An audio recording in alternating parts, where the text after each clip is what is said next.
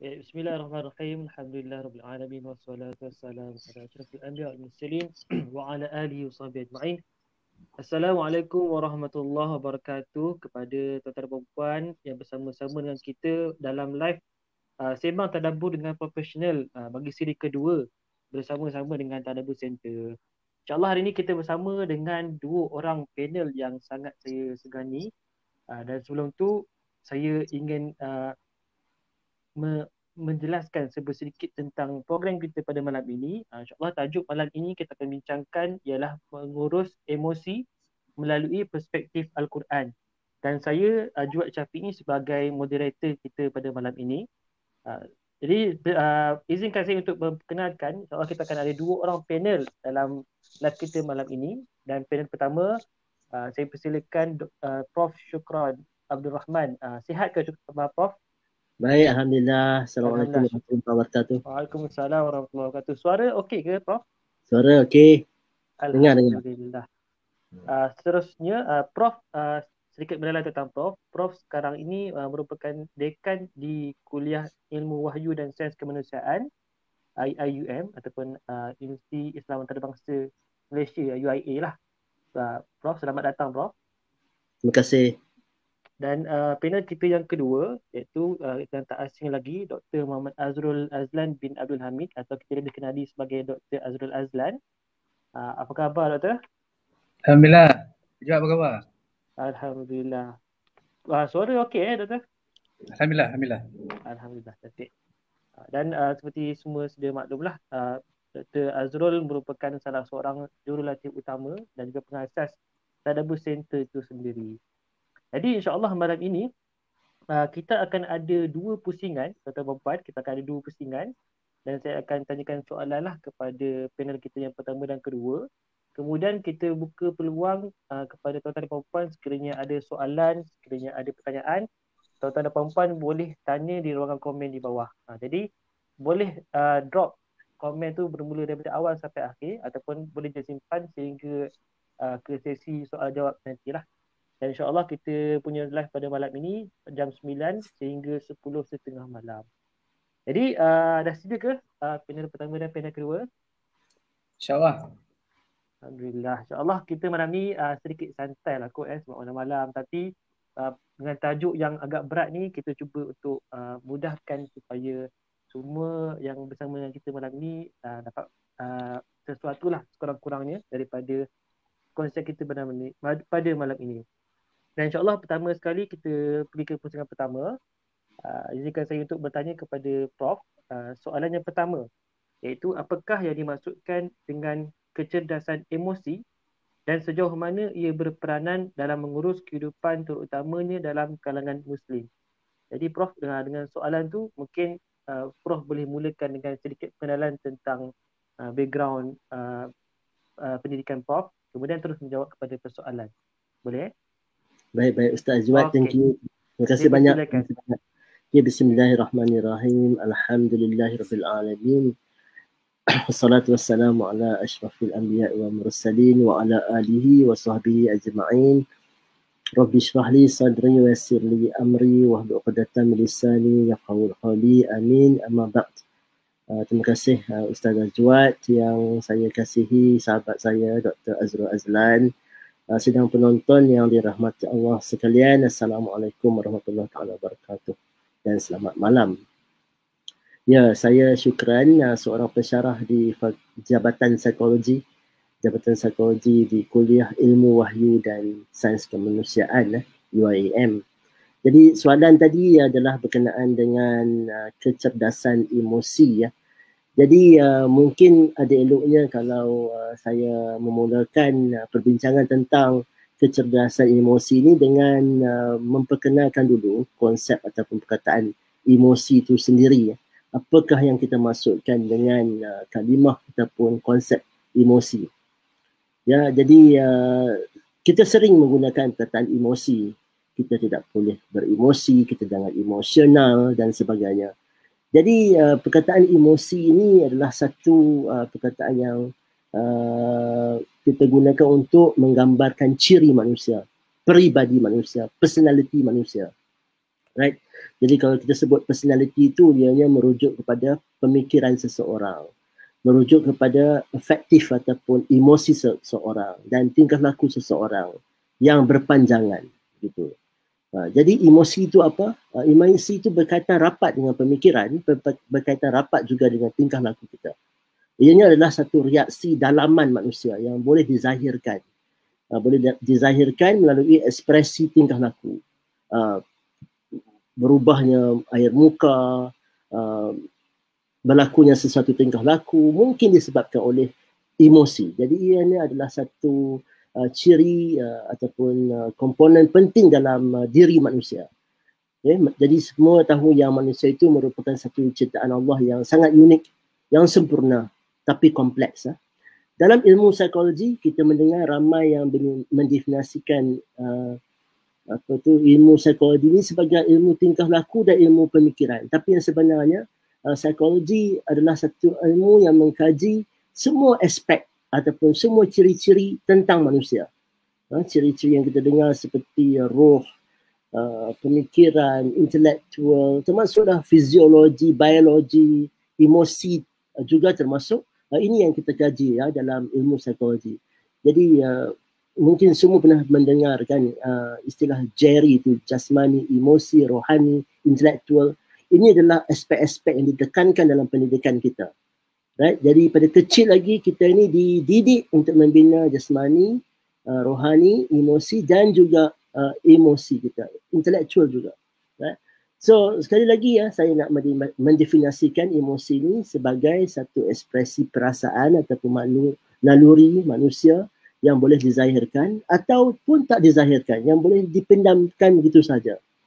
Contoh emosi seperti kasih sayang, gembira, marah, malu, banyak sangat emosi yang kita sebagai manusia alami. Jadi emosi adalah satu keadaan dalam diri manusia yang saya sebut tadi berkaitan rapat dengan pemikiran kita, yang berkaitan rapat dengan tingkah laku kita. Kenapa kita ada tingkah laku? Kenapa kita dengar ada banyak peristiwa, ada banyak tingkah laku, ada banyak juga salah laku dalam masyarakat? Mungkinkah ianya berkaitan dengan emosi? Jadi kita akan bincangkan dalam tajuk kecerdasan emosi pada malam ini.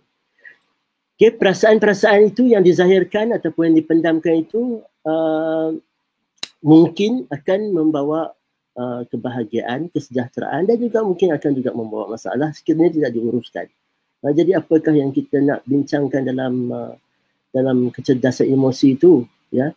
Jadi kecerdasan emosi ini apa? Kecerdasan emosi ini merujuk kepada kebolehan kita untuk kita mengenal pasti perasaan yang wujud dalam diri kita. Perasaan yang wujud juga dalam diri orang di persekitaran kita. Ya, kecerdasan emosi merujuk kepada cara kita memberi reaksi kepada apa yang kita lihat, memberi reaksi kepada apa yang kita fikirkan, memberi reaksi kepada apa yang kita bayangkan, kita imaginekan dan sebagainya. Right? Itu kecerdasan emosi. Okay? Ini merujuk kepada kebolehan kita mengenal pasti emosi apa yang kita ada dan cara untuk kita menguruskan emosi itu. Juga cara kita ataupun kemampuan kita untuk mengenal pasti emosi yang ada pada orang lain dan bagaimana kita memberi respon kepada emosi yang kita detect di orang itu. Itu kecerdasan emosi secara ringkasnya. Jadi bila kita lihat orang itu marah, for example, bagaimanakah kita harus urus keadaan itu? Ataupun bila kita sendiri marah, bagaimanakah kita nak urus perasaan itu? Itu satu contoh saja. Itu satu contoh emosi. Ada pelbagai jenis emosi yang kita perlu uruskan dan cara menguruskan emosi yang berlainan jenis itu memerlukan cara dan juga approach yang berbeza-beza. Dan kadang-kadang kita perlu bantuan orang lain, kita perlu bantuan rakan, kadang-kadang kita perlukan bantuan ahli profesional untuk kita uruskan emosi itu. Kadang-kadang emosi itu yang tidak dikontrol ataupun tak diurus dengan baik boleh membawa kepada pelbagai masalah. Masalah kepada diri kita sendiri dan juga masalah kepada orang lain. Dan akibatnya itu akan memberi mudarat kepada diri, kepada tempat kerja kita, keluarga kita, dengan orang-orang yang kita berinteraksi dengan mereka. Ya, itu contoh kecerdasan emosi dan betapa perlunya kita untuk mengawal ataupun untuk menguruskan emosi yang kita alami, ya. Kerana kita saban hari akan pasti mengalami pelbagai jenis emosi. Emosi negatif, emosi positif. Dan suka saya nak sebut di sini, emosi ini bukan hanya memberi kesan negatif, ia juga boleh memberi kesan yang positif. Right? Jadi bagaimana kita nak memanfaatkan kehadiran emosi tertentu itu, perlu kita pandai, perlu kita kata cerdas. Kita perlukan satu kecerdasan emosi ataupun emotional intelligence. Jadi untuk kita boleh mengambil manfaat daripada emosi yang wujud, dan juga untuk kita mengekang kemudaratan yang mungkin boleh dibawa oleh emosi yang muncul ataupun yang dialami oleh diri kita. Saya rasa itu pusingan saya yang pertama. Terima kasih Ustaz Juad. Masya Allah, terima kasih Prof. Jadi itulah dia tentang sedikit tentang emosi, iaitu kecerdasan emosi yang cepat saya tangkap tadi merujuk kepada kebolehan kita, macam mana kita nak kenal pasti emosi sekeliling kita, kemudian bagaimana kita menguruskan dan kita bertindak malas terhadap emosi tersebut. Alhamdulillah. InsyaAllah kita akan kupas lebih lanjut tentang tu daripada pusingan seterusnya. Dan untuk pusingan pertama ini, soalan untuk Dr. Azrul, apakah bentuk emosi dan interpretasinya dalam Al-Quran? Jadi kita nak dapatkan perspektif dari Al-Quran pula. Dipersilakan Doktor.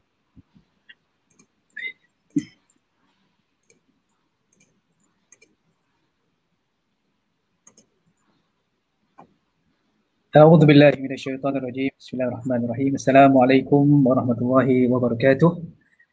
Alhamdulillahi rabbil alamin, wassalatu wassalamu ala Rasulillah wa ala alihi wa sahbihi wa man walah. Terima kasih saudara pengurusi Ustaz Ajwad yang saya hormati, yang saya kasihi, sifu saya di UIA Profesor Dr. Syukran Abdul Rahman, seterusnya muslimin dan muslimat yang dirahmati Allah Ta'ala sekalian. Saya rasa tajuk pada malam ini merupakan satu tajuk yang sangat dekat dengan diri kita, sangat rapat dengan jiwa kita, iaitu dari sudut emosi, dan seperti mana yang telah dijelaskan oleh Prof. Syukran tadi, dari sudut apakah itu kecerdasan emosi, bagaimana kita nak menguruskan emosi kita. Emosi bukan sekadar dari sudut yang negatif, tapi ada emosi yang positif, dan bagaimana untuk kita mengawal, untuk kita menguruskannya dengan baik. Dari sudut emosi menurut perspektif Al-Quran, saya ingin membawa tuan-tuan dan juga perempuan sekalian untuk melihat bagaimana kisah-kisah Al-Quran menjadi panduan yang sangat dekat dengan diri kita. Kenapa? Sebab kisah-kisah Al-Quran ini menonjolkan konflik, menonjolkan emosi, dan menonjolkan perasaan. Sebab kisah ini telah berlaku dan berlaku kepada manusia. Oleh yang demikian, apabila kita membaca kisah-kisah Al-Quran, membaca kisah-kisah para Nabi sebagai contohnya, kita cuba untuk memahami bagaimana emosi mereka pada ketika itu. Ini satu perkara yang saya rasakan perlu banyakkan kajian, melihat bagaimana kisah-kisah Al-Quran ini memaparkan kerangka kesihatan mental yang boleh kita gunakan untuk membantu masyarakat yang sedang mengalami masalah ini sekarang. Baik. Di dalam Al-Quran, sebagai contoh dalam surah Ar-Rum, ayat ke-36, Allah Ta'ala berfirman, وَإِذَا أَذَقْنَا النَّاسَ رَحْمَةً فَرِحُوا بِهَا وَإِن تُصِبْهُمْ سَيِّئَةٌ بِمَا قَدَّمَتْ أَيْدِيهِمْ إِذَا هُمْ يَقْنَطُونَ. Dan apabila kami beri manusia merasai sesuatu rahmat, mereka bergembira dengannya. Dan jika mereka ditimpa sesuatu bencana disebabkan apa yang telah dilakukan oleh tangan mereka sendiri, tiba-tiba mereka berputus asa. Dan ini antara emosi yang digambarkan oleh Al-Quran. Kita ada emosi nikmat. Dapat nikmat, emosinya gembira. Dapat bencana, dapat musibah, emosinya sedih, berputus asa. Ini adalah satu yang lumrah yang berlaku kepada para Nabi terdahulu. So jangan kita kata para Nabi tidak bersedih, itu satu perkara yang salah. Para Nabi juga bersedih, tapi bagaimana mereka menguruskan emosi itu yang perlu kita pelajari. Baik. Pada malam ini kita nak melihat bagaimana untuk kita menguruskan satu perkara yang saya rasakan menjadi dilema dalam masyarakat pada hari ini. adalah apabila kita ditimpa musibah, kita ditimpa bencana, bagaimana kita mengurus kesedihan, rasa putus asa, rasa inilah penghujung kehidupan, bagaimana kita menguruskan. Dan Al-Quran memberikan panduan yang sangat baik dan saya rasakan untuk kita duduk, tengok, baca dan cuba fahami satu persatu. Baik. Di dalam Al-Quran seperti yang disebutkan, ada memaparkan emosi gembira, ada memaparkan emosi sedih, takut, tetapi emosi yang terdapat diceritakan dalam Al-Quran ini perlu difahami dalam bentuk konteks. Konteks kisah-kisah Al-Quran. Sebagai contohnya Nabi Yusuf AS berhadapan dengan pelbagai ujian, kita lihat konteksnya begitu. Kita lihat juga bagaimana Maryam yang telah diuji dengan satu ujian yang sangat berat, konteksnya dalam konteks yang begitu. Maka perlu memahami emosi-emosi ini dalam bentuk konteks kisah-kisah Al-Quran yang kita baca. Sebab itu dalam Al-Quran banyak ya kita dapati fenomena kejiwaan ini, kita baca kisah-kisah Al-Quran, di situ adanya cinta, di situ adanya rasa gelisah, tipu daya, penantian, harapan, obses, sedih, putus asa, rindu dan sebagainya. Ini antara emosi-emosi yang digambarkan di dalam Al-Quran dan sebenarnya ini adalah emosi yang sangat dekat dengan diri kita dan kita pernah merasa. Ini adalah contoh kepada tuan-tuan untuk melihat bentuk emosi dalam surah Yusuf. Seperti mana yang kita tahu, surah Yusuf ini merupakan satu surah disebutkan sebagai Ahsanul Qasas. Satu kisah yang terbaik. Maka kisah yang terbaik ini perlu kita kaji, perlu kita gali, perlu kita fahami dengan teliti. Dan ini antara 3 emosi yang digambarkan di dalam surah Yusuf. Emosi sedih, emosi marah, emosi bahagia. Baik, kita lihat emosi sedih. Apabila Allah Ta'ala berfirman, Qala inni la yahzununi an tadhhabu bih wa akhafu an ya'kulahu dhi'bu wa antum anhu ghafilun. Bapa mereka menjawab, pemergian kamu membawanya bersama sangatlah menduka citakan daku. Dan aku pula bimbang ia akan dimakan oleh serigala ketika kamu lalai dari mengawalnya. Baik tuan-tuan, cuba perhatikan pada perkataan la yahzununi. Okey, pada perkataan ini terdapatnya lamu taukid yang menunjukkan tahap kesedihan Nabi Yaqub alaihi salam apabila anak-anaknya nak bawa Nabi Yusuf alaihi salam untuk keluar. Maka wujud satu perasaan sedih seperti seolah-olah Nabi Yusuf ini akan berpisah dengan Nabi Yaqub buat selama-lamanya. Maka disebutkan la yahzununi ini untuk menggambarkan tentang rasa sedih itu yang amat sangat. Seperti mana yang kita tahu, kalau anak hilang tuan-tuan, kalau anak kita hilang sekejap kita dah gelabah. Apatah lagi kalau hilang untuk selama-lamanya. Jadi hilang anak ni bukan sesuatu yang boleh dibuat main. Maka perlu kita fahami melalui ayat ini bagaimana perasaan Nabi Yaqub alaihissalam seolah-olah merasakan Nabi Yusuf alaihissalam akan berpisah dengan baginda. Dan ini yang berlaku kepada Nabi Muhammad sallallahu alaihi wasallam apabila kehilangan anak lelakinya. Dalam keadaan Quraisy pada ketika itu membantai Nabi kerana membawa satu ajaran yang bertentangan dengan agama nenek moyang mereka. Begitu juga dibantai oleh Abu Lahab. Maka apabila Nabi SAW yang kehilangan anak lelakinya, maka perasaan sedih membelenggu baginda. Dan ini antara emosi-emosi yang boleh kita dapat dan boleh kita pelajari apabila kita membaca ayat-ayat Al-Quran. Dan jadi saya nak gambarkan di sini, sedih ini adalah satu yang normal, dia bukan abnormal. Dia pelik kalau orang itu berhadapan dengan ujian, dengan musibah, dia gembira. Maka sedih itu satu yang normal yang perlu kita sedari sebab para Nabi juga mengalami perasaan yang sama. Itu satu emosi yang boleh kita pelajari daripada ayat ke-13 dan kita lihat bagaimana emosi marah juga disebutkan dalam surah Yusuf ayat yang ke-77. A'udzubillahi minasyaitonirrajim. Qalu iyasriq faqad saraqa akhun lahu min qabl فأسرها يوسف في نفسه ولم يبدها لهم قال أنتم شر مكانا والله أعلم بما تصفون. Mereka berkata kalau dia mencuri maka tidaklah pelik kerana sesungguhnya saudara kandungnya pernah juga mencuri dahulu. Ini kita lihat bagaimana kisah adik-beradik Nabi Yusuf alaihi salam apabila mereka telah berjumpa dengan Nabi Yusuf tetapi mereka tidak tahu itu sebenarnya adalah Nabi Yusuf alaihi salam. Dan kemudiannya berlaku satu keadaan di mana Nabi Yusuf alaihi salam melakukan satu rencana untuk membawa ayah baginda bertemu dengan ayah baginda, maka disebutkan Bunyamin pada ketika itu dituduh sebagai pencuri. Okey, maka pada ketika itu apabila Bunyamin dituduh sebagai pencuri, maka kata adik-beradik kepada Nabi Yusuf ini, kalau dia mencuri maka tidaklah pelik. Sebab apa? Sebab sungguhnya saudara kandungnya. Siapa saudara kandungnya? Nabi Yusuf lah.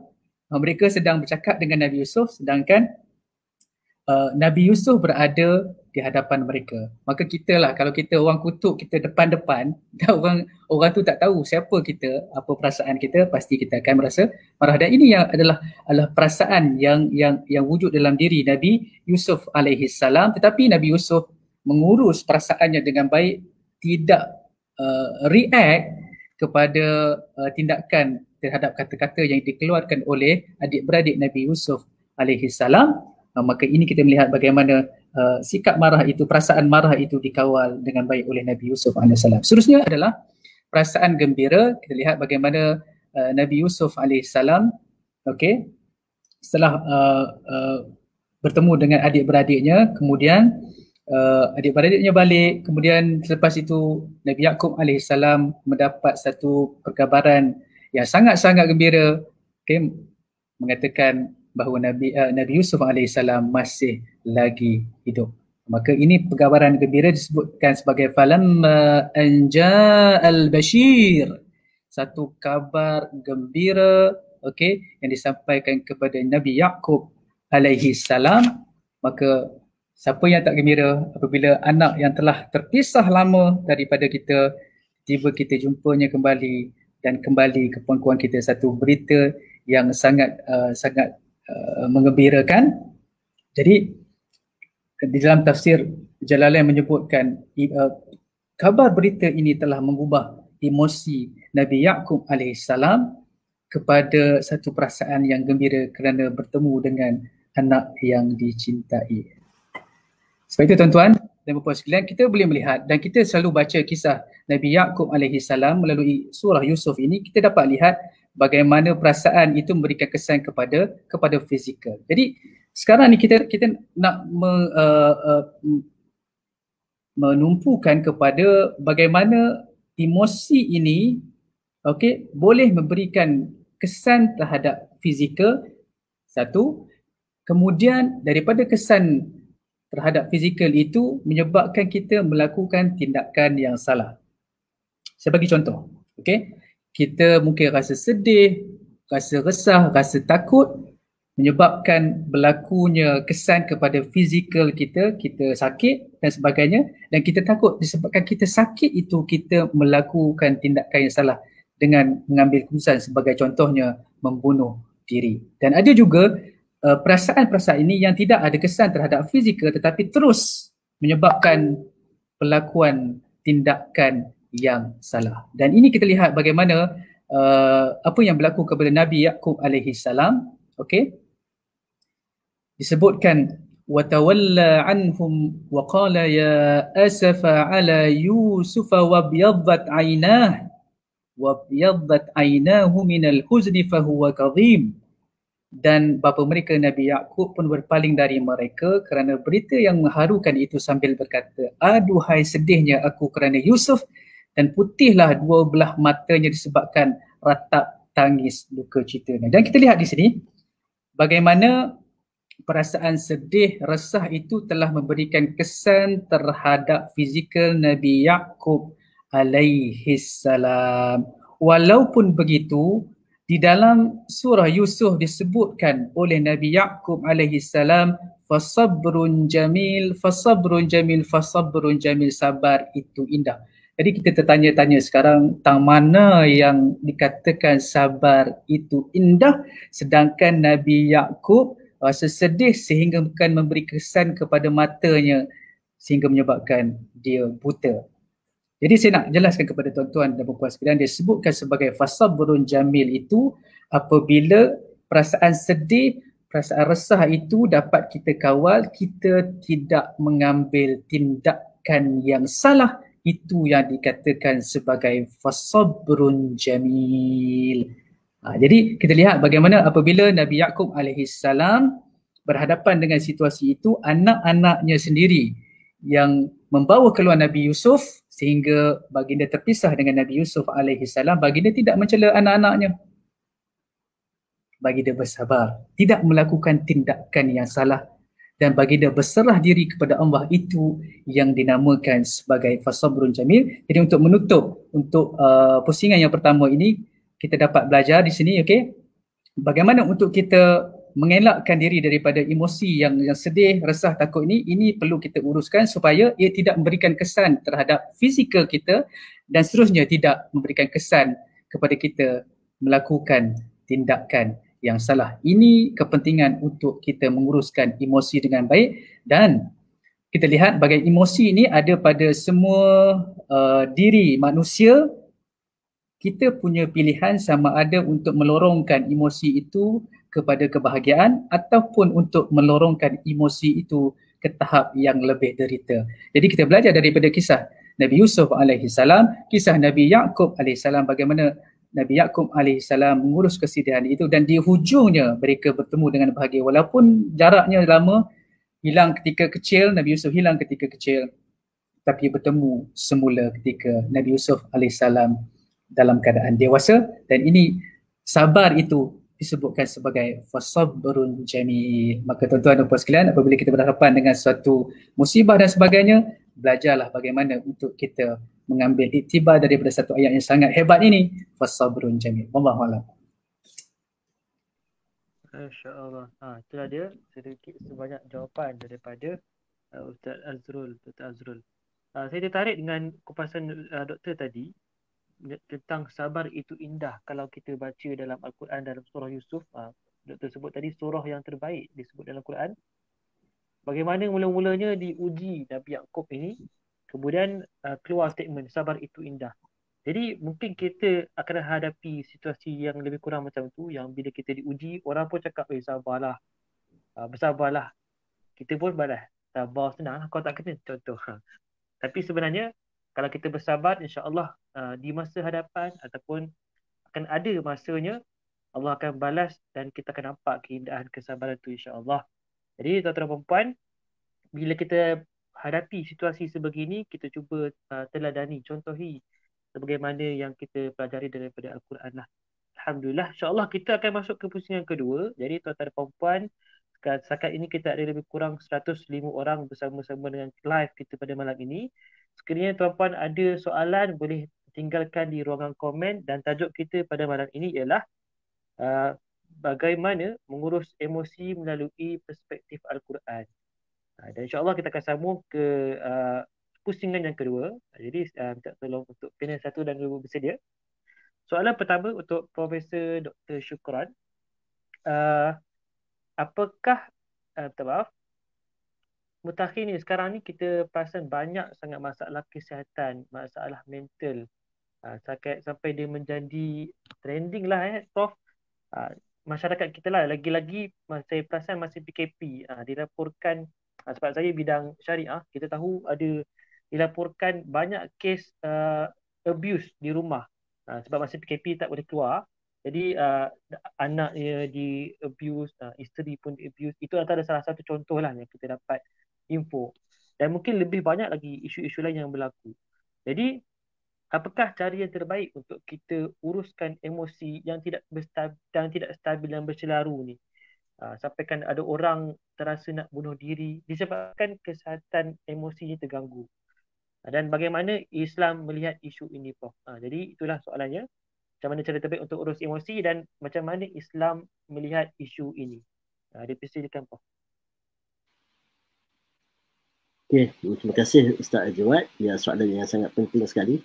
Bila kita sebut tentang kesihatan mental, adakah kita hanya merujuk kepada kesihatan minda ataupun ianya juga merujuk kepada kesemua ciri manusia? Ya, jadi kalimah ataupun konsep kesihatan mental itu adalah bersifat umum. Jadi bila kita sebut kesihatan mental, ianya juga merujuk kepada kesemua kesejahteraan diri seseorang individu, termasuklah kesejahteraan emosinya. Kita mungkin pernah mendengar satu frasa ataupun satu perkataan ataupun satu ayat yang menyebut begini, kawallah emosi sebelum emosi mengawal diri anda. Ya, apa yang kita boleh faham daripada ini tentang pentingnya kita mengawal emosi sebelum emosi itu mengawal kita. Ini berkaitan rapat dengan konsep kesihatan mental yang menjadi perhatian pelbagai pihak pada ketika ini di sekolah, di universiti, di tempat kerja, di dalam institusi rumah tangga yang Ustaz sebut tadi dan juga dalam masyarakat. Di sekolah misalnya kita dengar pelajar-pelajar terlibat dengan kes membuli ataupun dibuli. Kes bunuh diri juga pernah dilaporkan berlaku di sekolah.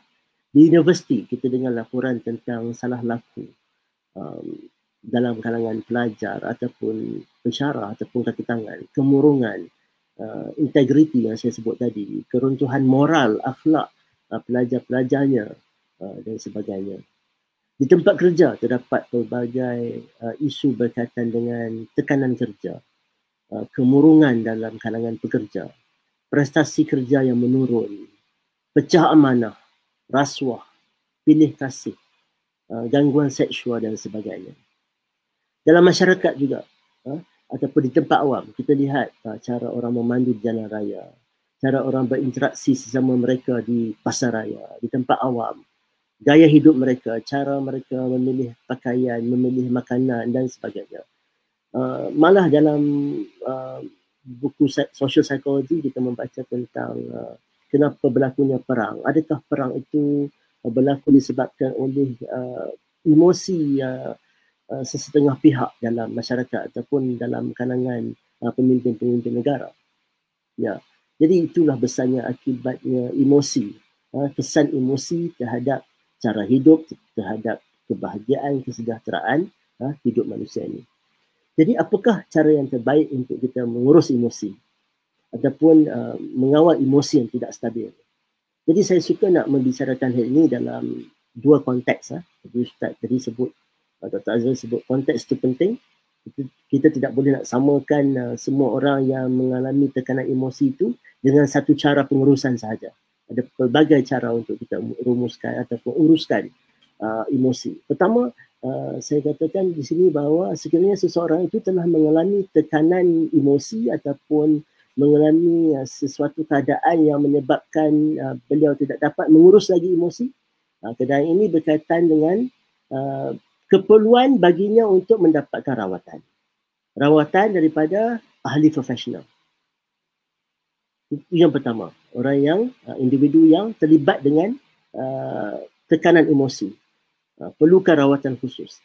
Kedua adalah untuk individu yang belum lagi mengalami kecelaruan emosi, belum lagi mendapat apa-apa masalah yang berkaitan dengan tekanan emosi.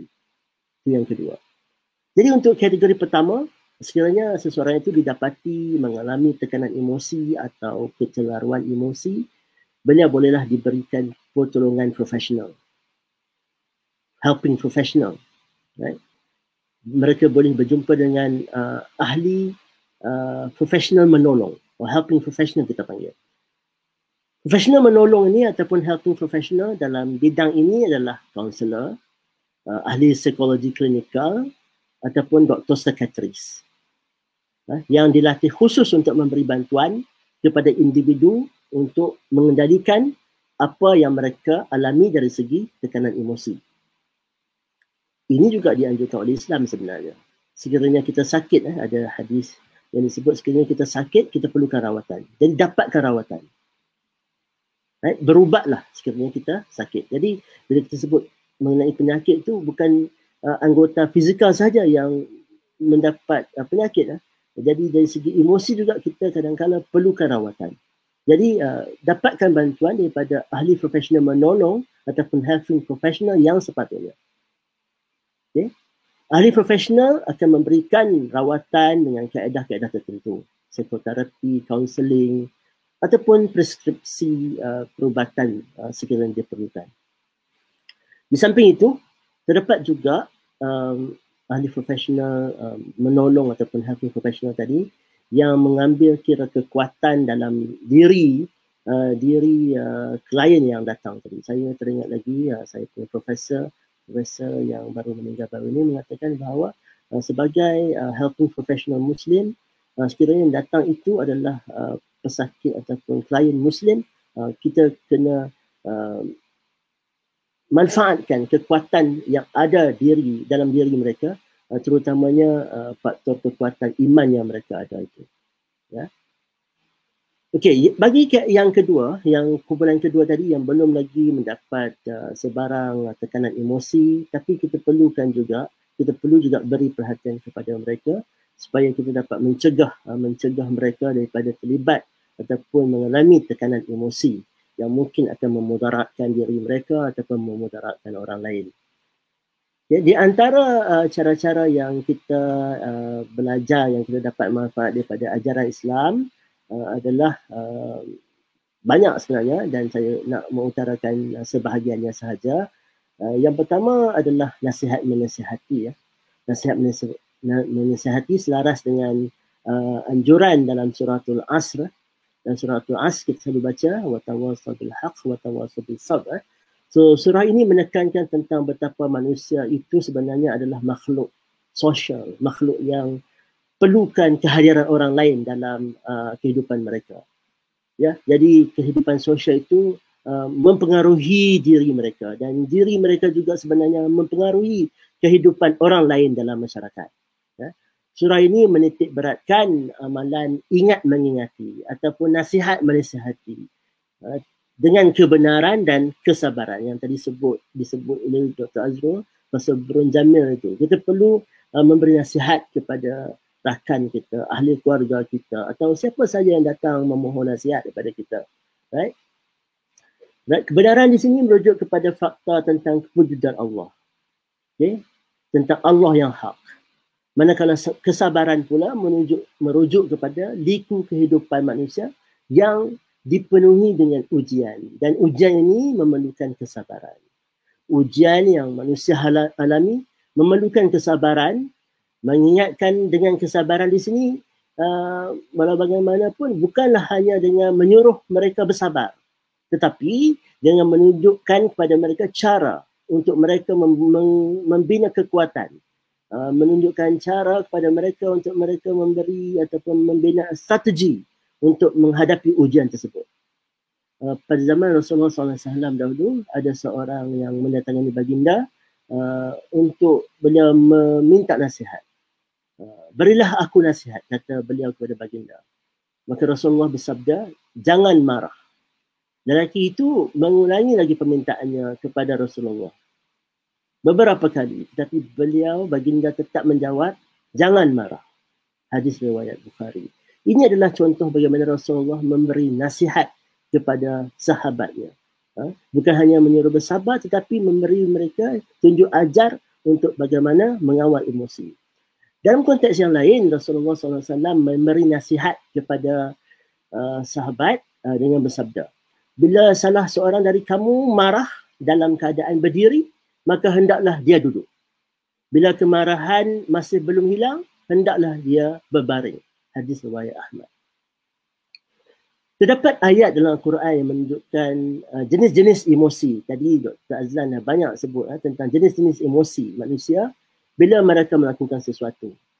Dari ayat-ayat dalam Al-Quran, bila kita baca, kita dapati ada beberapa kesan yang akan berlaku kepada emosi bila manusia melakukan sesuatu tindakan. Contohnya, bila seseorang berperasaan sedih, berperasaan duka lara, takut dan gemetar, Al-Quran menganjurkan kita supaya memperbaiki hubungan dengan Allah. dan juga hubungan dengan manusia. Bila kita rasa gelisah, khawatir, takut ataupun apa-apa perasaan yang negatif, maka perbaikilah hubungan dengan Allah dan juga baikilah hubungan dengan manusia. Dari segi hubungan kita dengan Allah, kita mungkin perlu redha. Kita sepatutnya redha dengan ketetapan Allah dan berbuat baik kepada orang lain. Itu hablum minan nas, yang menerima ketetapan Allah tadi. Kita mengangkat ataupun kita menerima qadar Allah, ya, jadi itu hablum minallah. Jadi insya-Allah bila kita melakukan yang kedua-duanya itu, menerima qada dan juga berbuat baik dengan orang lain, akan ada kesan-kesan positif dalam diri kita. Seperti kita akan berasa tenang bila kita tunaikan segala tanggungjawab, menunaikan segala amanah yang kita diamanahkan dengan sempurna. Allah berfirman dalam Al-Quran, surah Al-Baqarah ayat 227, yang bermaksud sesungguhnya orang-orang yang beriman, mengerjakan amal soleh, mendirikan solat dan menunaikan zakat, mereka mendapat pahala di sisi Allah, di sisi Tuhannya. Maka mereka tidak lagi akan ada kekhawatiran dan tidak pula mereka akan berasa sedih hati. Ini kesan daripada kita menerima qada dan qadar, dan juga kesan kita berbuat baik kepada orang lain. Bila timbul emosi benci dalam diri kita, maka kita perlu nasihat diri kita. Kita perlu juga nasihat diri orang lain untuk mencari puncanya. Kenapa kita benci ni? Kenapa kita benci orang lain? Perlukah kita membenci? Jadi untuk kita rationalizekan perasaan benci itu, kita perlu dapatkan maklumat. Dapatkan maklumat yang sepatutnya, yang mencukupi supaya kita dapat berfikir dengan rasional tentang hikmah perasaan ataupun fitnah, kenapa wujudnya keadaan itu sampai kita rasa benci. Jadi kita perlu rasionalisasikan. Dalam Al-Quran, surah Al-Baqarah juga, Allah berfirman yang bermaksud, diwajibkan ke atas kamu berperang. Bukan hanya berperang fizikal, berperang apa sahaja. Padahal berperang itu adalah sesuatu yang kamu benci. Boleh jadi kebencian kamu terhadap sesuatu padahal ia amat baik bagimu. Dan boleh jadi juga kamu menyukai sesuatu padahal ia amat buruk bagimu. Allah Maha mengetahui sedang kamu tidak mengetahui. Right? Di sini anjurannya adalah untuk kita berfikir, cari maklumat tanpa perlu kita dengan cepat lewat mewujudkan perasaan benci, ataupun kadang-kadang terus menerus kita merasa sayang ataupun positif dengan sesuatu perkara. Ya. Apa lagi cara yang Islam anjurkan untuk kita mengurus emosi yang tidak perempuan? Dengar daripada kita adalah membaca auzubillah, ta'awuz. Diriwayatkan oleh Bukhari dan Muslim bahawa Rasulullah SAW bersabda, sungguh saya mengetahui ada satu kalimah jika dibaca oleh orang, marahnya akan hilang. Jika dia membaca ta'awuz, auzubillahi minasyaitonirrajim, marahnya akan hilang. Ini hadis riwayat Bukhari dan Muslim. Selain dari itu, cara kita nak mengawal emosi adalah dengan kita menjaga lisan. Menjaga lisan, diam. Bila kita ada perasaan marah, jangan cepat melahirkan marah kita itu dengan perkataan. Mungkin nanti akan ada orang yang terkesan, yang kecil hati, ataupun akan memutuskan silaturahim dengan orang lain juga.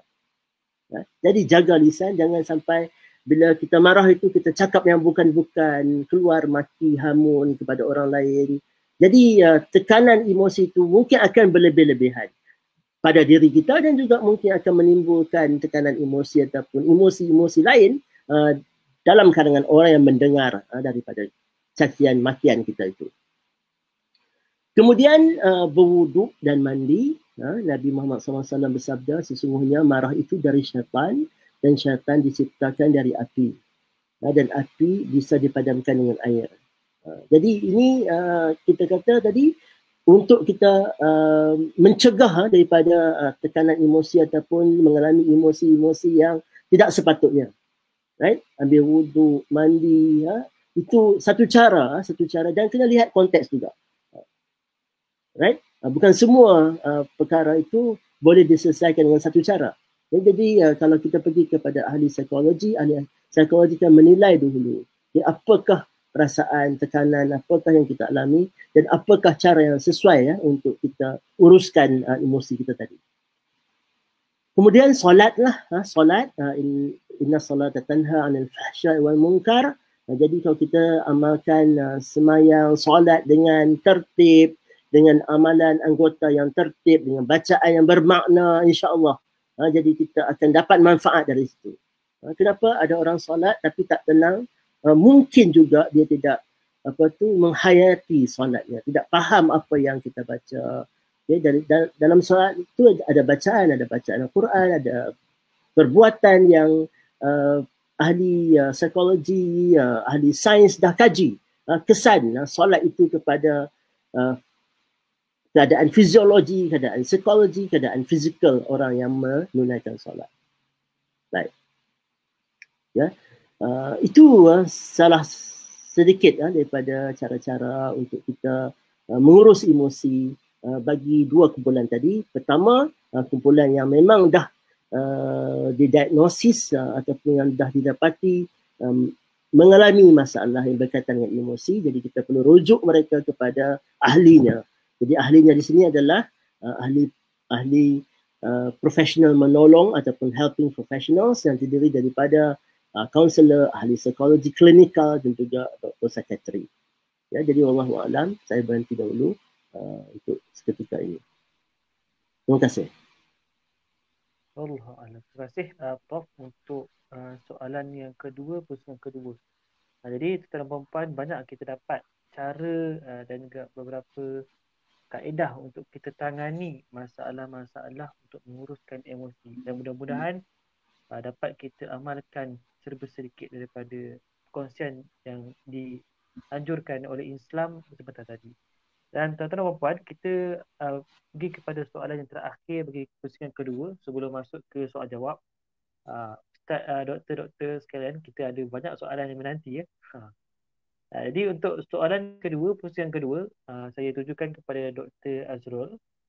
Bagaimana pengurusan emosi, bagaimana pengurusan emosi menurut perspektif Al-Quran? Boleh berikan contoh dari Al-Quran agar kita boleh memahaminya dengan jelas. Saya ulang sekali lagi.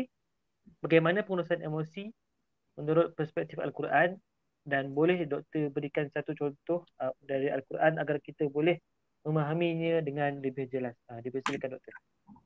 Baik, terima kasih. Okay, saya share skrin saya. Okay, boleh nampak skrin saya? Clear. Okay, baik. Alhamdulillahirrahmanirrahim. Wassalatu wassalamu ala rasulillah wa ala alihi wa sahbihi wa man wala. Saya rasa cantik kupasan yang diberikan oleh Prof. Syukran tadi, bagaimana untuk kita menguruskan emosi kita dari sudut psikologi. Cuma hari ini, pada malam ini saya nak membawa tuan-tuan dan puan sekalian untuk melihat satu contoh yang saya rasakan sangat dekat, utamanya ibu-ibu yang sedang menonton pada malam ni.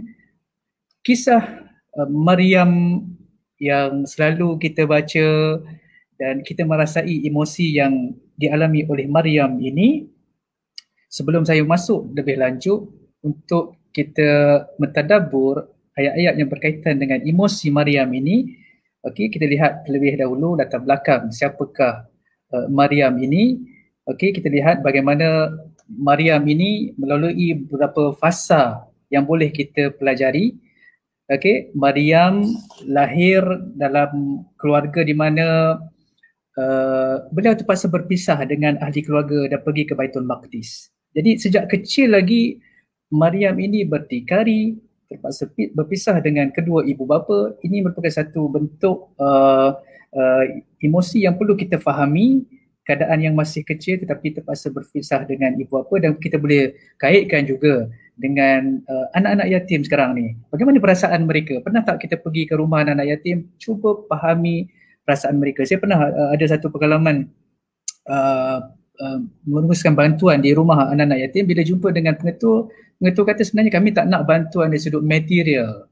Kami perlukan bantuan dari sudut untuk mengendalikan emosi anak-anak di rumah anak-anak yatim itu. Maka saya menyeru kepada NGO untuk melihat dari sudut ini. Kita kalau nak membantu itu jangan lihat dari sudut material saja, dari sudut psikologi ke sangat penting untuk membantu anak-anak ini. Baik. Kemudian ketika berada di Baitul Maqdis, beliau dipelihara oleh Nabi Zakaria alaihi salam. Cuma pada ketika itu di latar Baitul Maqdis itu beliau dibesarkan dalam keadaan tertekan. Kenapa? Kerana pada ketika itu biarawan dan juga agamawan daripada agama Yahudi tidak meredai kehadiran Maryam sebagai seorang wanita. So biarawan, agamawan mereka adalah lelaki, jadi kehadiran wanita itu seolah-olah mengganggu dari sudut kesucian tempat tersebut. Jadi Maryam sekarang berada dalam kelompok yang minoriti, dan kita melihat pada hari ini golongan-golongan minoriti banyak yang tertindas, banyak yang mengalami masalah mental. Saya ada baca beberapa artikel bagaimana apabila berlaku September 11 di US suatu ketika dahulu, umat Islam sangat-sangat ditekan oleh masyarakat US pada ketika itu, menyebabkan mereka merasa murung dan sebagainya. Dan ini bagaimana kita nak belajar daripada apa yang berlaku kepada Maryam ketika mana menjadi golongan minoriti dan terpaksa berhadapan dengan situasi tersebut. Dan kita lihat bagaimana fasa kedua ini, Allah Ta'ala uji Maryam ini apabila hamil tanpa suami. Ini satu perkara yang sangat-sangat hebat dialami oleh Maryam ini. Cuba kita bayangkan, kalau pada hari ini ada orang yang hamil tetapi walaupun tiada suami, belum berkahwin, tetapi mereka tahu, maksudnya hubungan itu adalah hubungan di antara wanita dan juga lelaki. Tetapi berbeza dengan Maryam, diberikan satu karamah yang hebat kepada beliau, diberikan satu ujian yang menyebabkan masyarakat memandang beliau dengan pandangan yang negatif. Sebab apa? Macam mana boleh hamil tetapi tidak berkahwin? Di sini kita dapat melihat bagaimana kecerdasan emosi Maryam itu membimbing Maryam untuk tidak mengambil keputusan yang salah, bunuh diri dan sebagainya. Jadi kita nak belajar sekarang ini bagaimana Maryam ini mengatasi masalah ini, bagaimana Maryam mengurus emosi pada ketika itu, dan kita boleh gambarkan sekarang betapa hebatnya emosi jiwa Maryam pada ketika itu. Baik. Jadi fasa yang ketiga kita melihat bagaimana Maryam melahirkan Nabi Isa alaihi salam dan kemudian Maryam pulang ke pangkuan masyarakat. Saya nak bawa tuan-tuan untuk melihat ayat ni. Ketika mana Maryam hamil dalam keadaan tidak bersuami. Di dalam surah Maryam ayat ke-22, fahamalathu fantabadat bihi makanan qasiyya. Maka Maryam hamillah, mengandungnya, lalu dia memencilkan diri dengan kandungannya itu ke sebuah tempat yang jauh. Okey, tuan-tuan dan puan sekalian, sekarang cuba kita bayangkan keadaan Maryam yang pertama mengandung tanpa suami. Persepsi masyarakat pada ketika itu perlu kita hadapi. Okey, yang kedua, apabila mengandung pasti ada rasa gelisah, cemas. Sebab apa? Itu satu yang normal ketika wanita hamil. Okey, pada kali yang pertama, sebab tak tahu bagaimana pengalaman mengandungkan seorang anak. Jadi rasa cemas, rasa gelisah sekarang sedang membelenggu Maryam. Okey, kemudian nak melahirkan anak, satu hal lagi, emosi lain yang menyebabkan rasa takut, rasa bimbang dan mungkin boleh menyebabkan tertekan. Jika tidak dikawal perasaan itu, perasaan takut, perasaan bimbang, ia boleh memberikan kesan yang buruk kepada fizikal, yakni kepada ibu dan juga mungkin kepada kandungan itu. Jadi apa yang Maryam buat, kita lihat pada ayat ini disebut fantabadhat bihi makanan qasiyya, lalu dia memencilkan diri dengan kandungannya itu ke sebuah tempat yang jauh. Tuan-tuan dan puan sekalian, sesuatu yang boleh kita pelajari pada malam ini melalui ayat ini, apabila berada dalam environment, persekitaran yang negatif, kita dilihat melakukan kesilapan sedangkan kita tidak melakukannya, pandangan-pandangan, kata-kata yang negatif menyebabkan kita menjadi seorang yang negatif. Lalu Maryam mengambil keputusan untuk memencilkan diri keluar daripada situasi yang negatif itu, cari satu tempat untuk menenangkan diri supaya dia boleh berfikir secara rasional. Jadi ini satu perkara yang boleh kita praktikkan mungkin untuk kita keluar seketika daripada kelompok yang negatif itu, suasana yang negatif itu, pergi ke satu tempat untuk kita menenangkan diri dan cuba muhasabah diri dan kemudiannya timbulkan rasa yang positif, timbulkan kesedaran dalam diri kita bahawa ujian ini adalah satu bentuk hikmah yang Allah Ta'ala berikan kepada kita. Okey? Baik, tuan-tuan dan puan sekalian, ini apa yang dilakukan oleh Maryam dan kita lihat pada ayat yang seterusnya, ayat yang ke-23. فَأَجَاءَهَا الْمَخَاضُ إِلَى جِذْعِ النَّخْلَةِ قَالَتْ يَا لَيْتَنِي مِتُّ قَبْلَ هَذَا وَكُنْتُ نَسْيًا مَنْسِيًّا. Nah, sekarang ini kita dapat melihat bagaimana apa perasaan yang cuba ditonjolkan oleh Maryam apabila melalui saat-saat yang getir, hamil dalam keadaan tidak ada suami, kemudian terpaksa memencilkan diri berseorangan dalam keadaan mengandung dan sekarang nak melahirkan anak bersendirian. Tuan-tuan dan puan, cuba faham emosi, letak emosi kita pada emosi Maryam pada ketika itu. Apa perasaan kita? Okey, dia kata apa? Dia kata ketika dia hendak bersalin maka sakit beranak itu memaksanya pergi bersandar ke pangkal sebatang pohon tamar. Dia berkata, alangkah baiknya kalau aku mati sebelum ini dan menjadilah aku sesuatu yang dilupakan orang yang dan tidak dikenang-kenang. Tuan-tuan dan puan sekalian, Maryam adalah manusia walaupun diberikan karamah, diberikan satu penghormatan. Maryam juga adalah manusia. Dia kata macam ni lah, lebih kurang dia kata, lebih baik aku matilah kalau macam ni. Dalam mengandung tak ada suami, masyarakat kutuk aku, pandang serong kepada aku, baiklah aku mati. Tuan-tuan, ini perasaan yang normal ada pada manusia dan kita juga mengalami emosi yang sama sekiranya berhadapan dengan keadaan ini. Jadi tuan-tuan, satu perkara yang berat dialami oleh Maryam ini dan kita lihat pada ayat yang seterusnya, pada ayat yang ke-24 apabila Allah Ta'ala menyebutkan fanadaha min tahtiha alla tahzani qad ja'ala rabbuki tahtaki sariyya.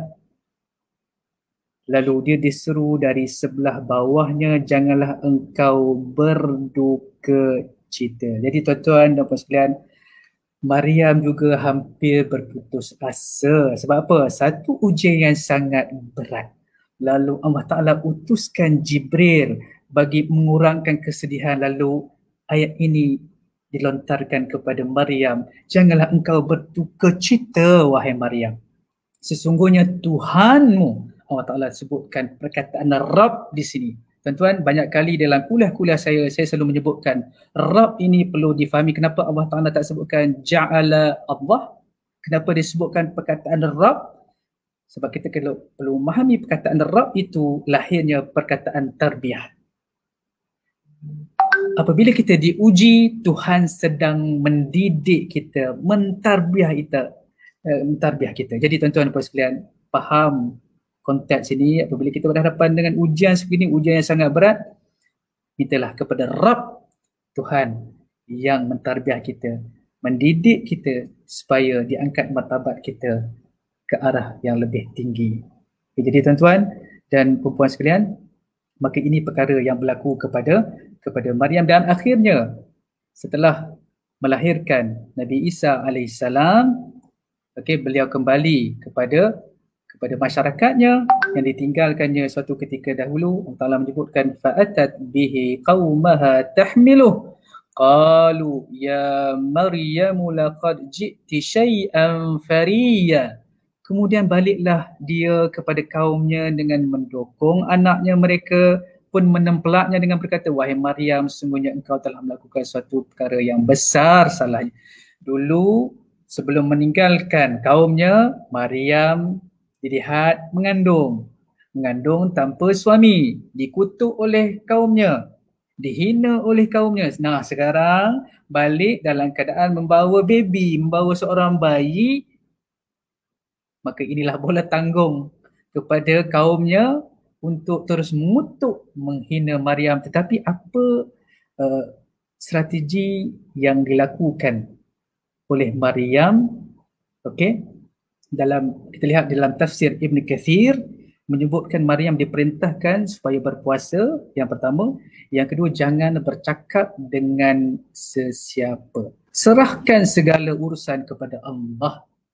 Jadi pada ayat yang ke-29, kita dapat melihat bagaimana disebutkan, ya ukhta Harun makana abuki imra'a saw'in wa ma kanat ummuki baghiyya. Sekali lagi masyarakat mengutuknya, menghinanya, kata dia ni perempuan jahat ni. Ada ke mengandung tanpa berkahwin, mengandung tak ada suami? Tuan-tuan, ini mulut masyarakat, dan ini perkara yang berlaku dalam masyarakat kita pada hari ini. Tengok orang itu mengandung tak ada suami, maka kita tidak cuba untuk memahami apa yang berlaku sebelum ini. Maka memahami background, memahami latar orang itu sangat penting. Kita dalam masyarakat jangan mudah untuk kita judge orang. Dan pada ayat yang ke-29, fa asyarat ilaih qalu kaifa nukallimu man kana fil mahdi sabiyya. Maka Maryam segera menunjuk kepada anaknya. Maryam tak cakap apa-apa pun. Ini strategi, ini adalah satu ilmu yang diberikan kepada Maryam. Diam saja tapi menunjukkan, menunjukkan kepada anaknya, ni anak ni. Mereka berkata dengan hairannya, bagaimana kami boleh berkata-kata dengan seorang yang masih kanak-kanak dalam buaian? Mereka heranlah macam mana nak cakap dengan baby. Ini adalah satu bentuk mukjizat. Baby boleh bercakap. Jadi menunjukkan bahawa anak yang terdapat, yang dipegang ni itu, dan anak yang dikandungnya sebelum ini merupakan satu bentuk nikmat yang diberikan oleh Allah Subhanahu Wa Taala, mengandung tanpa beliau berkahwin dengan seorang lelaki. Jadi tidak bercakap dengan siapa, tak berkomunikasi secara lisan itu kerana tomahan yang terlalu berat. Itulah salah satu bentuk kemahiran dan juga strategi yang boleh dilakukan apabila berhadapan dengan situasi yang mencabar sebegini. Dan kemudian disebutkan juga bagaimana Maryam mengurus emosinya. Inilah antara rahsia yang boleh kita ikut. Kata Allah Ta'ala dalam surah Ali Imran ayat 43, ya Maryam qunuti li rabbiki wasjudi warka'i ma'ar raki'in. Wahai Maryam, taatlah kepada Tuhanmu dan sujudlah serta rukuklah mengerjakan sembahyang bersama orang-orang yang rukuk. Dua perkara utama ini. Yang pertamanya taat kepada Tuhan.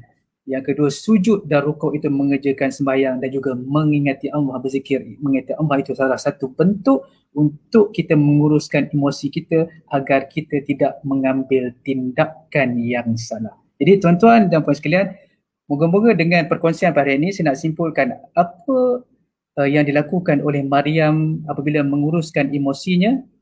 Ini beberapa perkara yang boleh kita belajar. Yang pertamanya, keluar dari persekitaran yang negatif supaya kita dapat tenang seketika dan mengambil keputusan yang baik.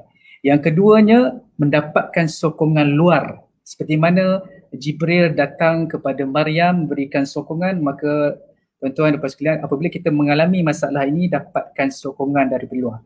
Ibu kita ke, ataupun seperti yang Prof sebutkan tadi, dapatkan daripada profesional yang boleh membantu kita untuk keluar daripada kemelut perasaan yang sedang kita alami.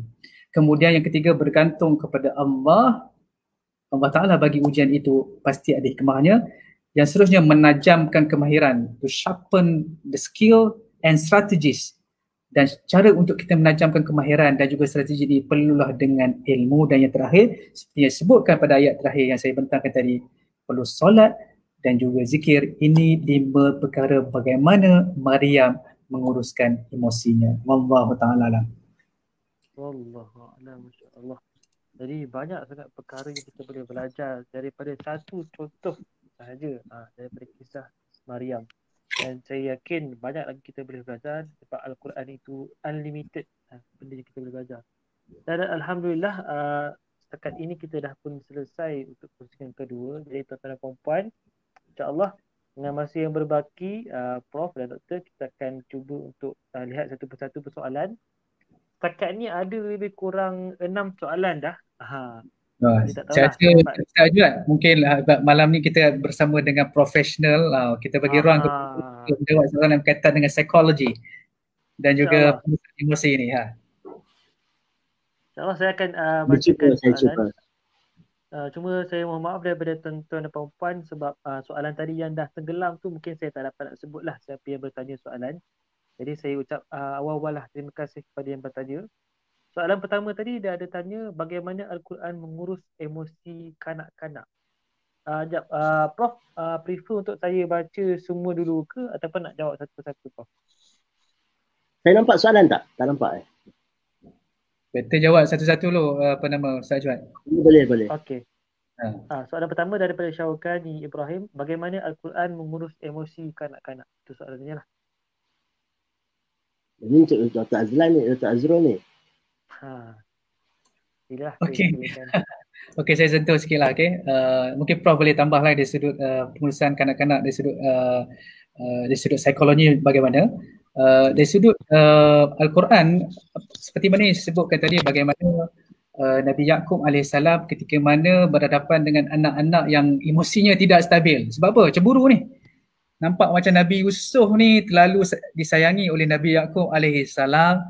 Maka satu perkara yang perlu kita belajar di sini adalah Nabi Yaqub tidak mengeluarkan sepatah pun perkataan yang boleh maksudnya perkataan buruk yang boleh menyebabkan anak-anak itu terasa.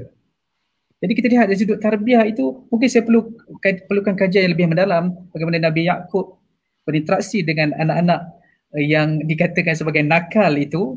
Okey, tapi apa yang perlu kita belajar kat sini, mengurus emosi kanak-kanak ini, yang pertamanya perlu kenal pasti perasaan mereka. So kita tak boleh nak gunakan mana-mana cara ataupun pendekatan yang kita belajar dari luar terus kita apply kepada anak-anak kita sebab mungkin konteksnya berbeza. Okey, yang keduanya kena kenal pasti apa yang mencetuskan emosi tersebut. Seperti mana yang berlaku kepada Nabi Yusuf AS dan berlaku kepada adik-beradik Nabi Yusuf ketika mana mereka masih kecil ni. Okey, sebab apa? Kenapa mereka sangat cemburu? Sebab mungkin nampak ada biasness kat situ. Saya tidak mengatakan Nabi Yaqub bias kepada Nabi Yusuf, tapi mungkin dalam pendidikan kita dengan anak-anak ni mungkin nampak macam kita rasa tak bias dengan anak yang lain. Tapi mungkin anak-anak itu memandang sedemikian. Dan kena muhasabah balik diri kita sejauh mana kita mungkin anak yang pertama itu kita terabai sikit, kita tumpu kepada anak yang baru dilahirkan sebagai contohnya. Okay? Dan lepas itu baru kita ajar mereka cara untuk menguruskan emosi dengan baik. Jadi tuan-tuan boleh tengok lebih mendalam. Mungkin kalau ada ruang nanti saya akan untuk mengkaji dengan lebih mendalam bagaimana interaksi antara Nabi Yaqub AS dan juga dan juga anak-anak baginda yang pada ketika itu rasa sangat cemburu kepada Nabi Yusuf AS. Allahualam. Prof ada nak tambah apa-apa ke? Ya, dalam Al-Quran banyak sekali disebut tentang kepentingan ibu bapa ini memberi perhatian kepada perkembangan pertumbuhan anak-anak kan. Sampailah kita ini diminta supaya berlaku baik kepada ibu bapa kita. Ya, berlaku ihsan kepada ibu bapa kita. Tapi satu yang saya nak sebut di sini adalah hadis yang kita sering dengar tentang peranan ibu bapa tu yang berkaitan dengan sifat ataupun ciri anak-anak yang baru dilahirkan itu. Kullu mauludin yuladu ala fitrah. Jadi abawahu yuhawidanihi au yumajisanihi au yunasiranihi au kama qala. Right, jadi di sini bermaksud tentang betapa pentingnya peranan ibu bapa itu bukan hanya mendidik secara langsung atau memberi pendidikan dengan formal kepada anak-anak, tapi bagaimanakah kita sebagai ibu bapa ini menyediakan satu ekosistem agar tumbuh besaran perkembangan anak kita itu seimbang dari segi intelektualnya, rohaninya, jasmaninya dan juga emosinya. Ya, jadi Islam menekankan itu semua, right? Jadi kita perlu pilih siapa yang mendidik anak-anak kita, siapa yang boleh menjadi kawan, menjadi faktor kepada pembentukan akhlak, pembentukan pemikiran, emosi anak-anak kita itu. Right? Jadi itu dititik beratkanlah dalam agama kita. Ya, terima kasih. Jadi saya katakan terima kasih untuk soalan pertama dan terima kasih juga kepada Siti Checkpoint Siti Nur Rashidah. Dia siap tolong tuliskan ringkasan daripada jawapan yang diberikan tadilah. Alhamdulillah. Soalan kedua, saya kira mungkin soalan ini sesuai untuk Prof. Kot.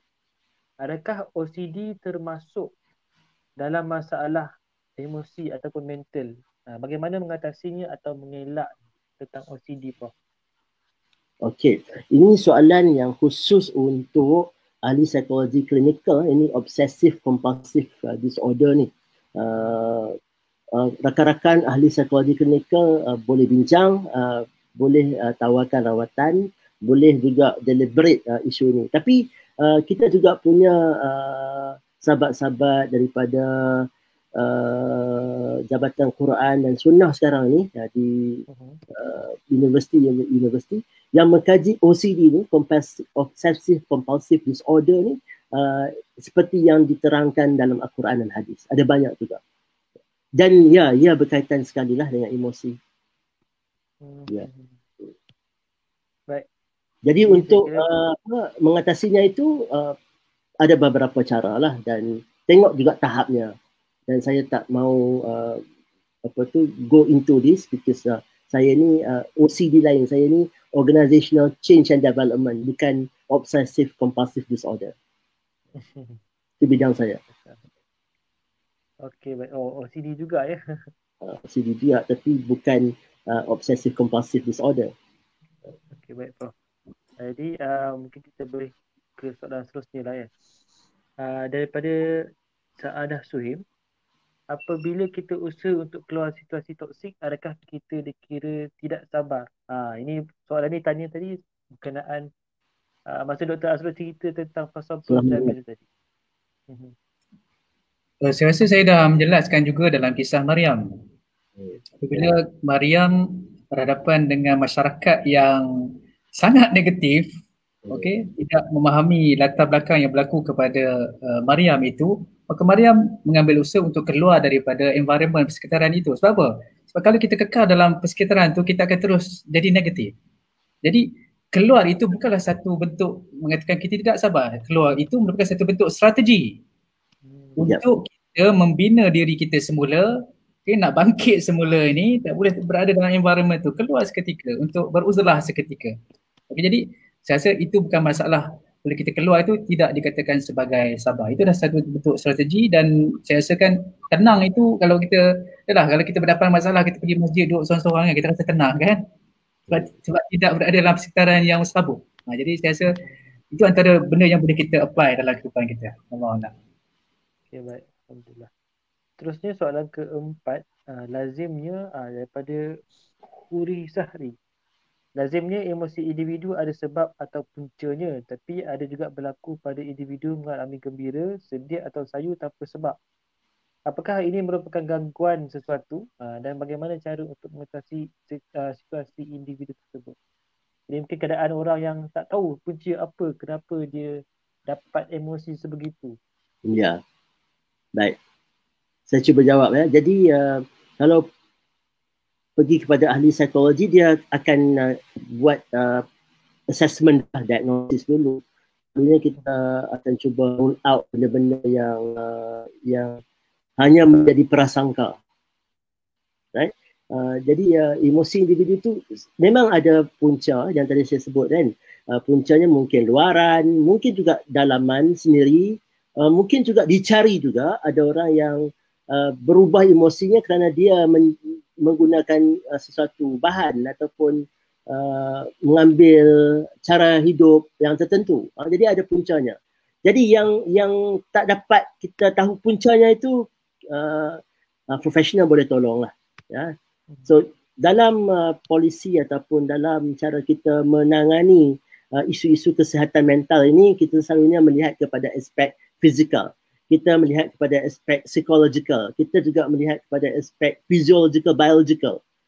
Dan kita tidak menolak juga aspek spiritual.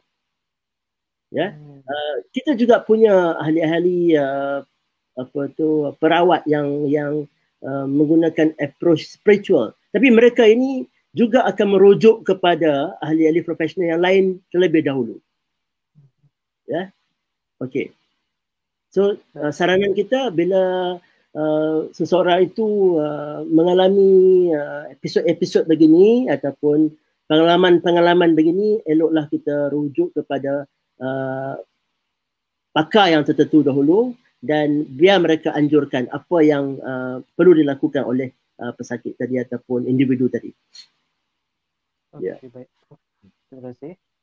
Kita ke soalan seterusnya daripada Siti Nur Rashidah. Prof, masalah emosi atau jenis-jenis cabaran kesihatan mental yang lain masih tabu dalam kalangan masyarakat kita. Jadi boleh Prof sarankan apa antara usaha yang boleh kita sebagai orang awam sama-sama ambil tindakan agar masyarakat kita lebih cakna akan hal-hal seperti ini. Jazakumullah. Ya, satu adalah tentang kita panggil apa, kesedaran masyarakat bahawa aspek psikologikal ini bukan sesuatu yang kita panggil apa, kriminal, bukan satu jenayah, bukan satu kesalahan. Untuk menjadi pesakit psikologikal itu bukan adalah satu kesalahan, tapi adalah satu aspek yang memerlukan perhatian. Dalam masyarakat kita, kalau ada orang yang mengalami sesuatu penyakit kronik, dalam masyarakat kita juga ada orang yang mengalami masalah psikologikal yang memerlukan perhatian ataupun kronik. Jadi persepsi orang yang mengalami itu satu, persepsi orang yang tak mengalami juga satu hal yang kita kena uruskan. Jadi I think sebagai satu masyarakat madani, masyarakat yang bertamadun, masyarakat yang kehadapan ataupun masyarakat yang mempunyai mentaliti kelas pertama, saya rasa kita perlu berubah lah. Kita perlu berubah dengan tidak menganggap mereka yang mengalami masalah emosi, masalah psikologikal ini sebagai orang yang perlu disisih ataupun dipinggirkan ataupun diskriminasikan.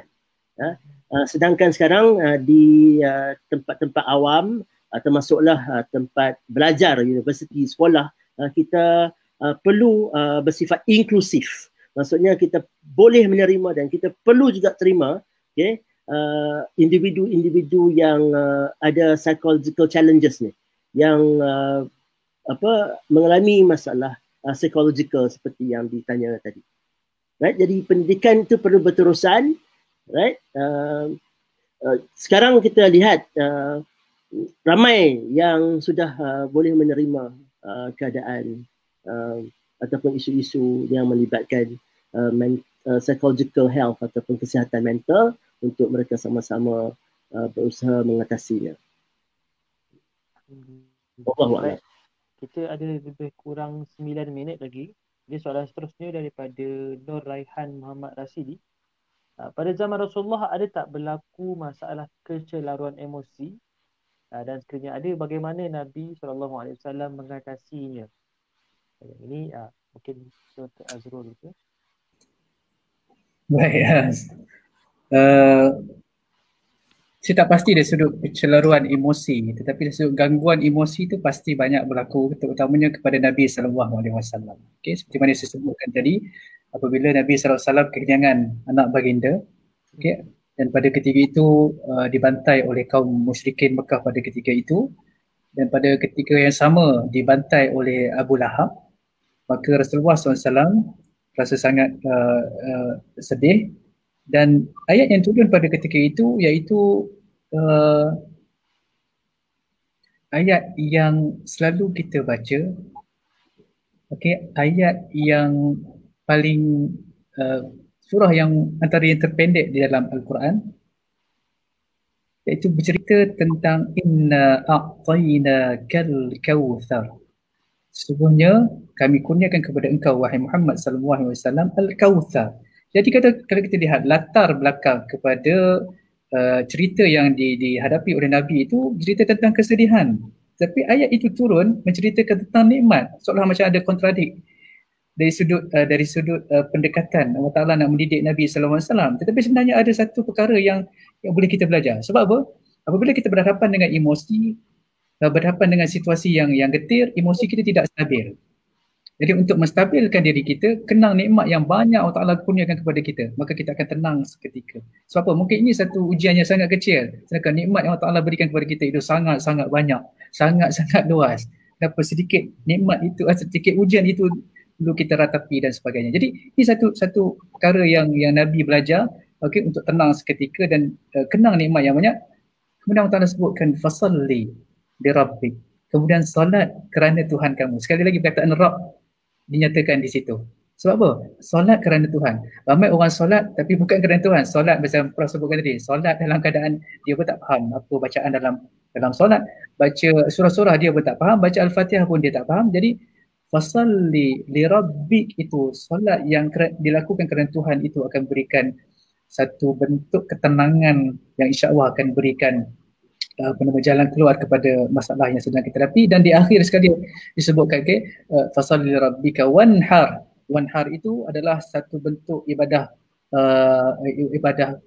korban, dan kebiasaan korban itu kita sedekahkan daging-daging kepada mereka yang memerlukan. Jadi memberi itu, konsep memberi itu juga adalah salah satu bentuk cara untuk kita menenangkan diri kita.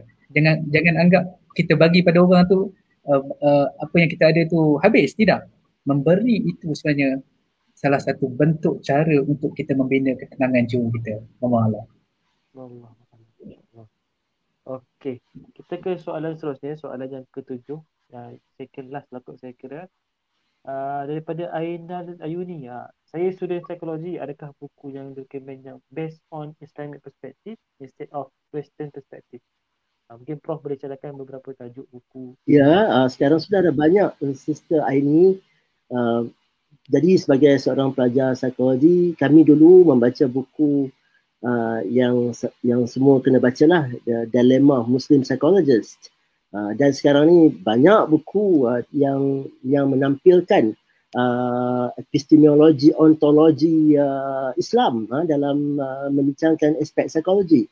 Muhammad Najati contohnya membincangkan tentang emosi juga. Kalau di Nusantara ini pun banyak juga ahli-ahli ataupun sarjana-sarjana yang membincangkan aspek psikologi masyarakat di Nusantara ini. Jadi kita kena rajin carilah. Kadang-kadang nama bukunya itu tidak menggunakan istilah psikologi, tapi aspek-aspek, poin-poin yang dibincangkan dalam literatur mereka itu adalah yang berkaitan dengan ciri-ciri manusia, ciri-ciri peribadi manusia, pemikiran manusia, emosi manusia dan sebagainya.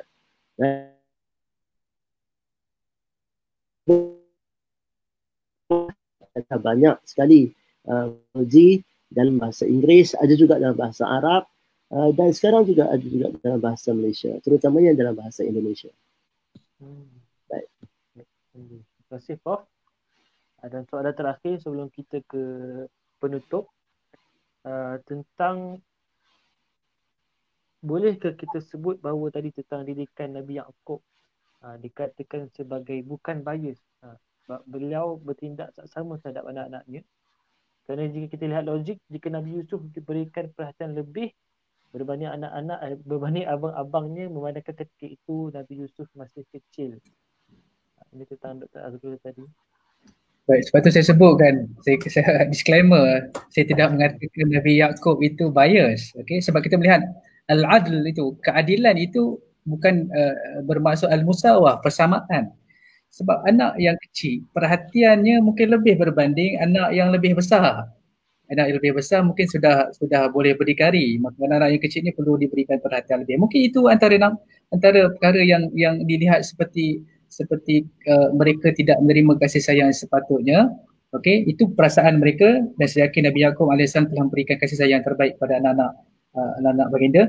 Maka kita sebagai ibu bapa perlu lihat dari aspek ini, sebab kita takut, ya mungkin kita rasa macam kita dah berikan yang terbaik, cuma aspek psikologi tanggapan anak-anak kita itu mungkin kita perlu fahami, seperti yang sebutkan tadi, langkah-langkah untuk kita memahami anak-anak kita itu dengan cara kita kenal pasti perasaan mereka, okey, dan tahu apakah yang mencetuskan emosi tersebut, dan kemudian kita cuba untuk mencadangkan ataupun cuba mengatasi masalah tersebut, cara untuk mengurus emosi mereka itu. Jadi ini perkara yang perlu kita jelas, bahawa al-adl itu bukannya bermaksud sama.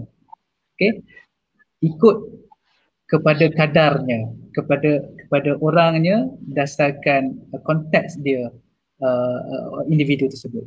Wallahu Oh, baik. Akhir kita semakin ke penghujung, jadi saya persilakan Prof dahulu, mungkin sedikit kesimpulan daripada perbincangan kita pada malam ini. Prof, silakan. Ya, saya suka nak menyambung dengan apa yang disebut oleh Dr. Azrul tadi tentang kisah Nabi Yusuf. Jadi di sana kita lihat tentang kecerdasan emosi ayahandanya. Bila ayahandanya tadi itu faham tentang psikologi anak-anaknya, saya rasa dalam ayat itu ada disebut daripada ayahandanya agar tidak mengkisahkan apa yang dilihat dalam mimpinya itu kepada abang-abangnya. Betul kan Dr. Azrul? Betul. Ya, jadi mungkin dia tahu akibat yang mungkin akan berlaku kot ya Dr. Azrul. Ya, mungkin seolah ada seperti perasaan, rasa macam something akan berlaku lah. Mungkin ada perasaan naluri. Ya. So tadabbur kita di sini adalah sebagai ibu bapa kita perlu pandai melihat perbezaan emosi anak-anak kita yang di pelbagai peringkat umur. Jadi perkembangan emosi mereka juga berbeza. Yang tua itu mungkin emosinya lebih matang daripada yang muda. Jadi kita harus pandai mengurus juga emosi anak-anak kita supaya tumbasaran mereka itu di akhirnya nanti tidak menimbulkan masalah sesama mereka, insya-Allah. Ya, jadi emosi kita kena pasti. Emosi kita kena tahu bagaimana untuk kita memberi reaksi agar reaksi kita itu tidak membawa mudarat kepada diri kita dan juga kepada diri orang lain. Reaksi kepada emosi juga harus diurus agar kesannya lebih banyak kepada positif daripada yang negatif.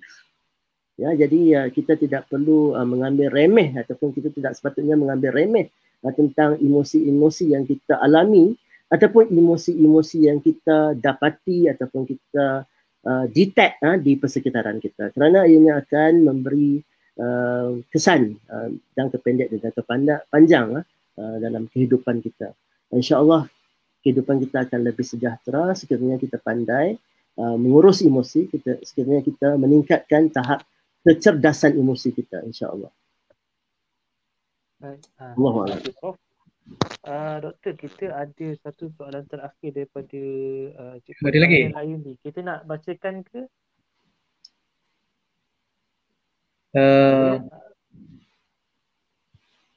Okey, apa soalannya? Soalannya, saya sedang mendalami istilah accountability dalam kehidupan harian. Soalan saya, sekiranya kita lihat dalam doa Nabi Yunus, disebutkan sesungguhnya aku menzalimi diri aku sendiri. Dan sekiranya kita lihat dalam surah Al-Kahfi pula, di mana murid atau teman Nabi Musa AS terlupa memberitahu mengenai ikan tersebut dan mengaku kesilapan beliau disamping mengatakan syaitan yang membuat ia terlupa dan lalai mengenai ikan tersebut. Sekarang ini kita lihat pula perbualan antara Nabi Khidir dan Nabi Musa. Nabi Musa memohon maaf kepada Nabi Khidir dan mengatakan, janganlah kamu menghukum aku kerana kelupaan aku tanpa membabitkan pihak ketiga. Dan dalam surah Al-Qasas ayat 15, Nabi Musa mention mengenai syaitan. Soalan saya, mengapa ada ayat yang setengah mensabitkan diri sendiri dan tidak mensabitkan orang lain? Dan bagaimana pula pandangan ini dari sudut accountability?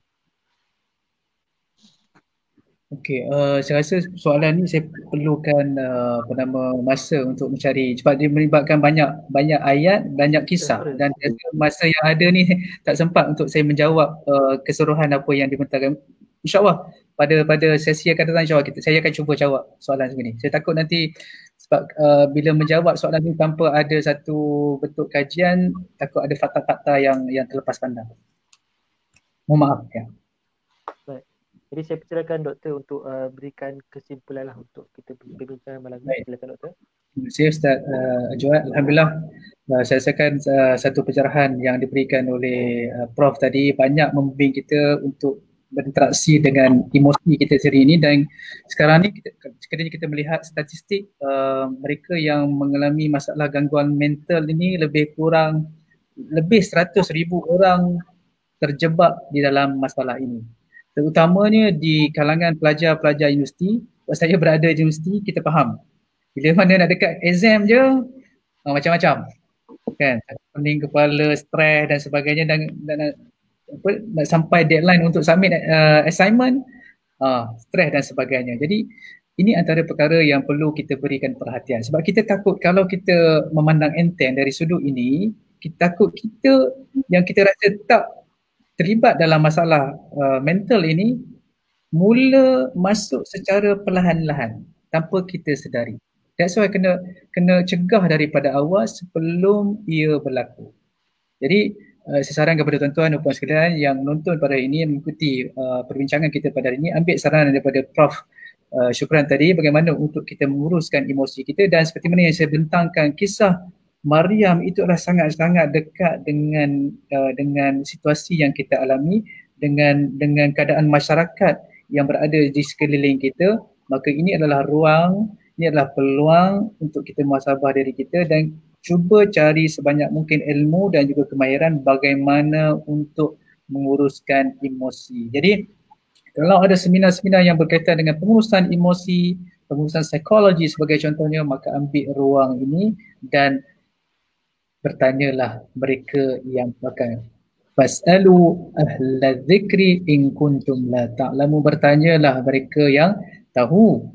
Okay, sekiranya kamu tidak tahu. Jadi sebab itu kita buat sesi ini.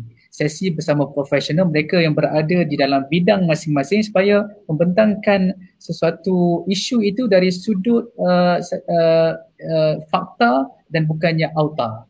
Jadi ini perkara yang perlu kita bimbing masyarakat kita dan perlu kita sampaikan dalam keluarga kita untuk berhadapan dengan satu perlukan kemahiran, dan kemahiran itu perlu disusuli dengan tindakan. Dan tindakan dan juga kemahiran ini adalah asasnya yang utama, iaitu ilmu.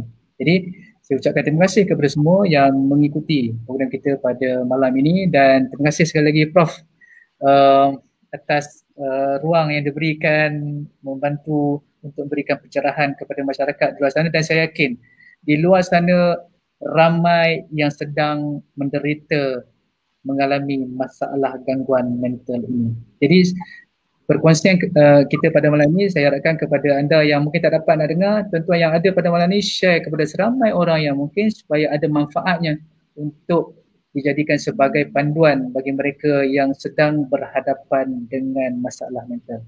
Kata itu saja. Wallahualam. Wallahualam. InsyaAllah. Terima kasih Ustaz. Terima kasih Doktor. InsyaAllah malam ini kita sudahi kita punya perbincangan, iaitu tajuk yang kita bincangkan mengurus emosi melalui perspektif Al-Quran. Dan kita dapat kupasan yang sangat baik daripada Profesor Doktor dan juga daripada Doktor Azrul, bagaimana kita lihat solusi-solusi yang boleh kita amalkan untuk menghadapi situasi begini. Jadi saya harap tuan-tuan dan puan-puan yang bersama kita pada malam ini dapat sesuatu dan dapat juga kita gunakan untuk bukan sekadar membantu diri sendiri, kita juga dapat bantu keluarga kita, masyarakat dan orang sekeliling. Sebab saya sendiri pun ada hadapi di mana kawan-kawan yang memang berlaku masalah emosi sampaikan ada terfikir nak bunuh diri, sampai ada terfikir perkara-perkara yang tindakan yang tidak sepatutnya. Jadi kita sebagai orang di sekeliling juga perlu buat sesuatu lah untuk bantu. Bukan menghina, bukan mencela ataupun bagi pandangan yang negatif. Jadi sekadar itu saja pada malam ini. Saya ucapkan terima kasih kepada Profesor Dr. dan Dr. Azrul untuk malam ini. Dan kepada tuan-tuan dan puan yang sudi bersama kita sehingga ke saat akhir. InsyaAllah kita sudahi dengan sesuai kafarah dan suratul.